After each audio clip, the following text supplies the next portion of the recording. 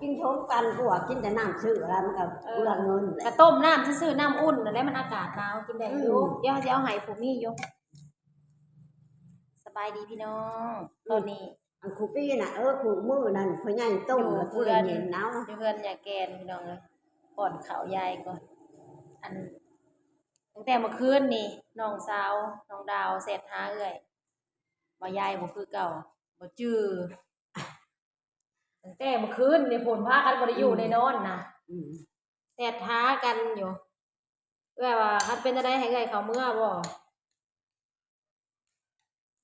เอายาให้กินกวดเบิ่งความดันเมื่อคืนนี่งมอันนั้นงมอันนี้กูน่ะง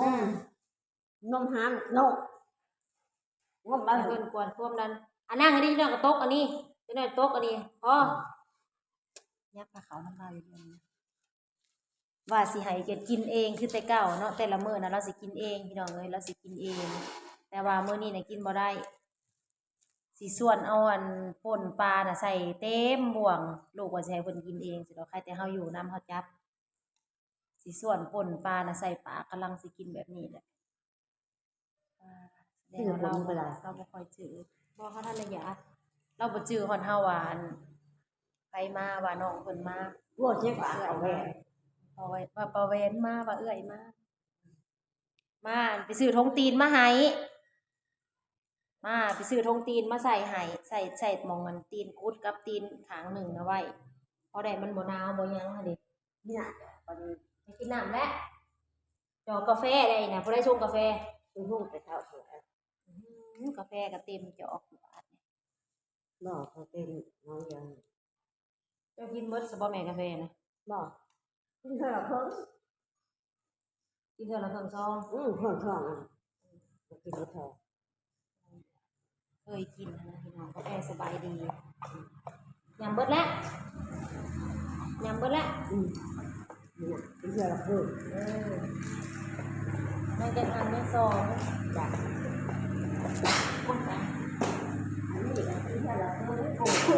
อากาศหนาวแห้งเนาะเอ้ยอันนั่งหันมาดิแม่อย่าคั่วไปตัวที่มากินข้าวก่อนมาพี่พูดลงมาพูดลงมายัดลงมาพี่หาเฮาพี่หาหลดน้ำเอาผ้าขาวน้ำสิขึ้นฮอดเทิงแหละกินข้าวซะก่อนเจ้าอย่าย่างเจ้าอย่าตีงไปใส่เจ้าอย่าไปทางใด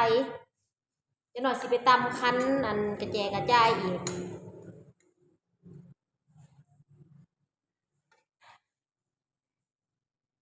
สดกูนอนบ่อนเพิ่น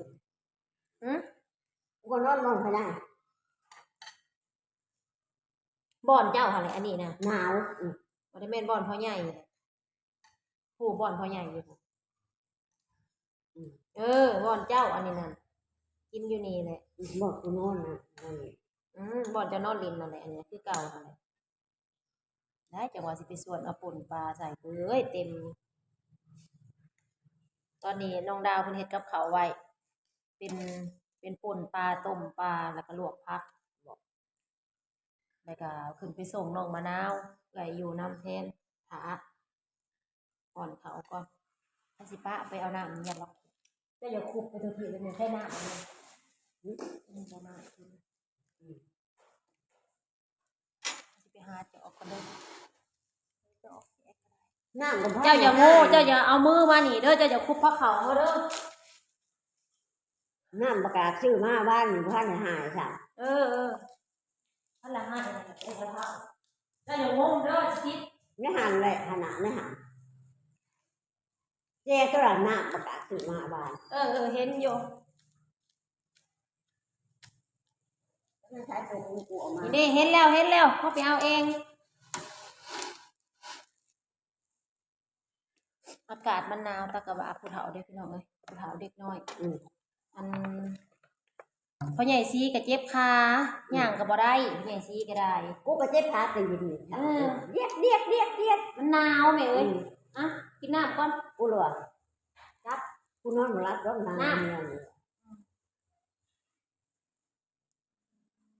ปรุงไว้ก่อนเพิ่นดาให้กูกินผัดเอาให้มือบนอยู่ที่ยาเพราะว่าอันมื้อเช้านี้วันเบิ่งน้ำตาลแล้วแต่เช้าๆเนาะก็ใช้สินะ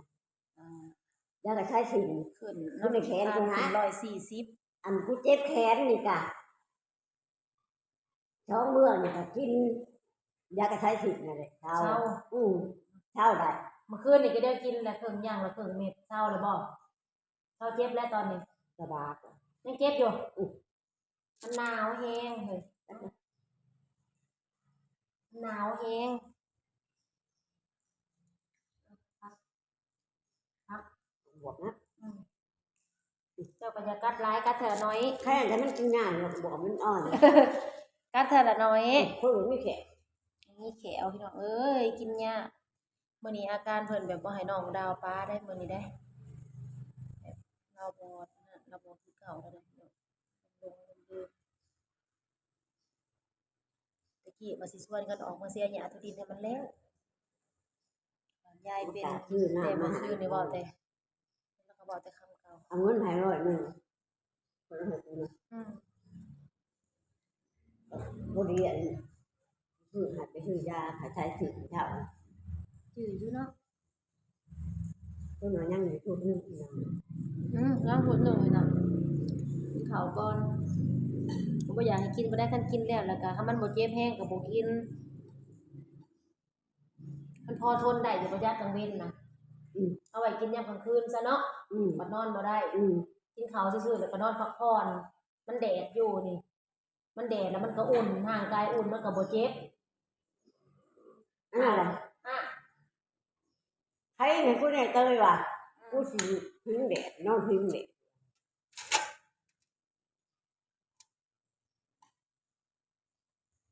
กินข้าวกับป่นปลา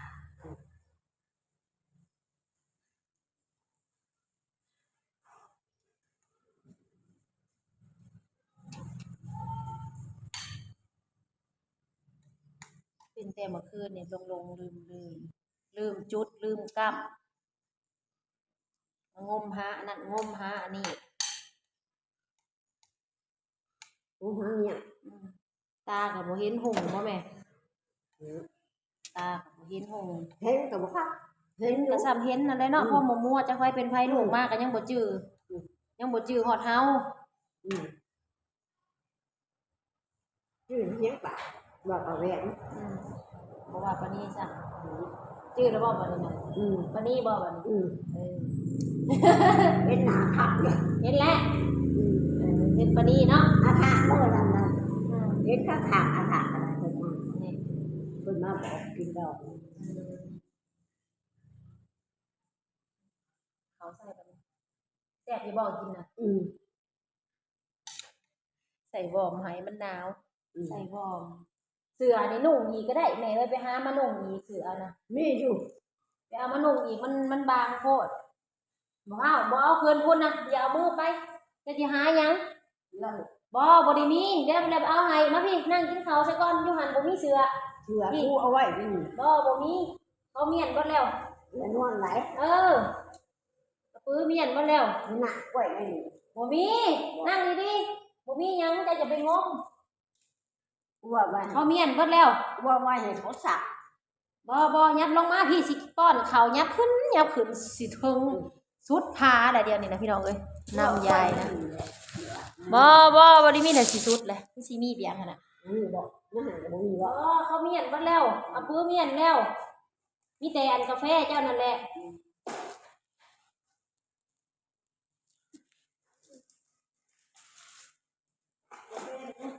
3ห้องเจ้าจะงมอยู่เด้อคันเจ้าสิคันนั่นคันหาเจ้าน่ะมันสินั่นมาพี่ยับลงมาพี่มากินข้าวพี่ นี่บนนอนหากันยังเต้าคืนเนี่ย นั่นแหละเขางมใส่งมครัวบ่เห็นหุ่นยังงมยับลงมาอีกหน่อยนึงตูดลงมาหาเฮาพี่ตูดลงมาตูดกินข้าวแล้วจะน่ะกวดเบิ่งอีกตายผู้เองอันนี้เจ้านะมอนนี่นะมอนมาตายเสือมีแต่หัวเจ้าได้กูเลยกินเลยเอาใส่ดีๆเนี่ยเอาใส่หัวนี่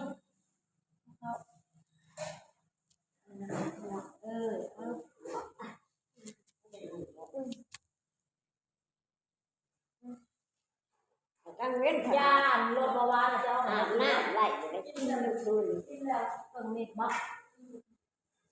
ห่มนะเอามาตุ้มเอามาให้เราตุ้มอีกโจ้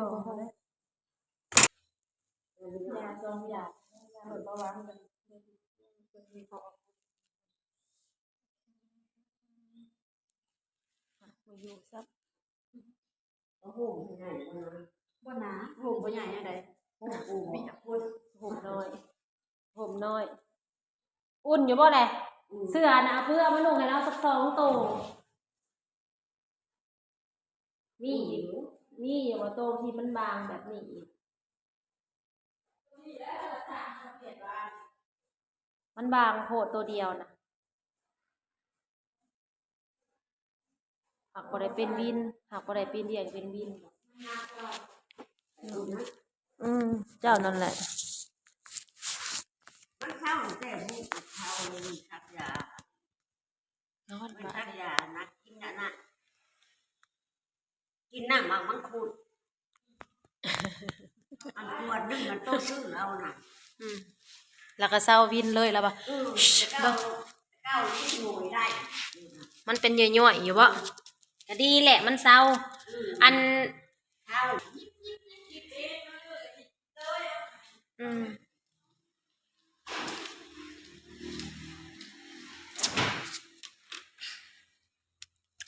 กับเขาเนาะดาปนปลาตกปลา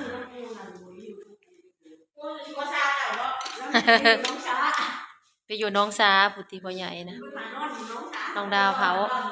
บ่ได้สีขาวตีน้องดาวมื้อนี้บ่ได้สีขาวน้องดาวต้องอยู่เฝ้าคุณย่า สบายดีพี่น้อง มื้อนี้ป้าบ่ได้ค่ะมื้อนี้บ่ได้ไปลิ้นมื้อใช้แล้วมื้อนี้ ใช้ไม่ได้จ้ะ อันนั้นเด้อเราเหี่ยวเอาไปถอกนะ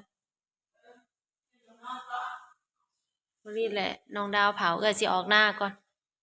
โอเคแล้วพี่น้องได้ครับเมื่อหน้าก่อนสิมาใส่หยามคือดิมันแล้วก่อนแม่รับแล้วบ่เราหิวนอนเบิดคืนเราก็สิรับเด้อ แต่ละฝั่งเราบ่ได้ยิน แม่เฮาเมื่อก่อนเด้อเมื่อหน้าก่อนเด้อ เออ มาเสียหญ้าก่อน เออ เสียหญ้าตัวดินมันแล้วซะก่อน ไปก็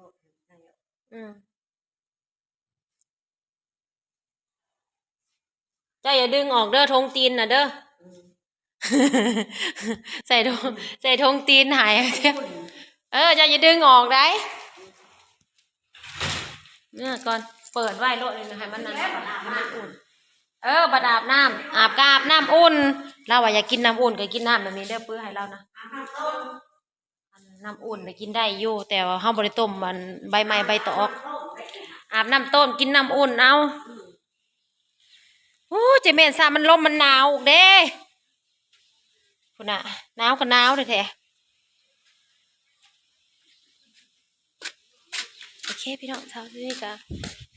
เอาไว้บ้างก่อนแล้วก็สิออกมานะ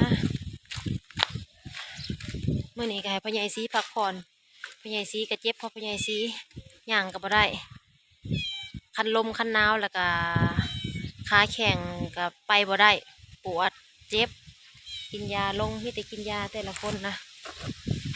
นอนกับบ่ได้ผู้เฒ่านะตะกะบาบทั้งพ่อใหญ่แก้วทั้งพ่อใหญ่สีทั้งพ่อใหญ่แก่นโอ้เช้าสุดนี้ก็ไอบังก็ไอคือ3 คืนแหละไอนะพี่น้องก็เป็นไอนะสร้างเป็นบาดนี่มันเนี่ยมันลมนะลม